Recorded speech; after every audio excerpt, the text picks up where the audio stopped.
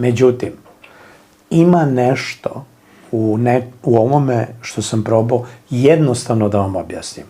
Ne možeš ići u život i očekivati uspeh ako si u svakom trenutku okrenut ka mržnji, zavisti i zlu. Ka stalnom poređenju. Postoje 3 slova C koje vode do 4. velikog C, cancer, rak.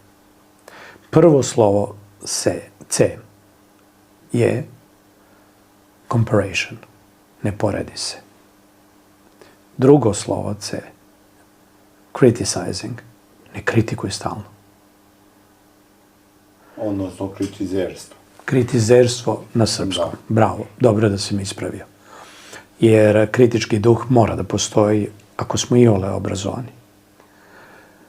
I treće, a mi to imamo, stalno, upotrebit ću drugu u englesku reč, judging. Znači, neprestano osuđujemo, poredimo i kritizerstvom uz poređenje govorimo o drugim ljudima sve najgore. Ta hate filozofija društvenih mreža, ja ne znam ko je nju stvorio i zašto je ona stvorena i zašto se ona nastavlja, ali sasvim sigurno kogod je primenjuje ne može da očekuje ništa pozitivno u svom životu.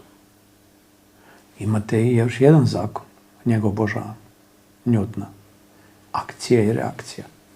Ne možete da očekujete da vi neprestano šaljete mržnju u etar oko vas, a da vam se vrate zlatne jabuke koje vam padaju na glavu.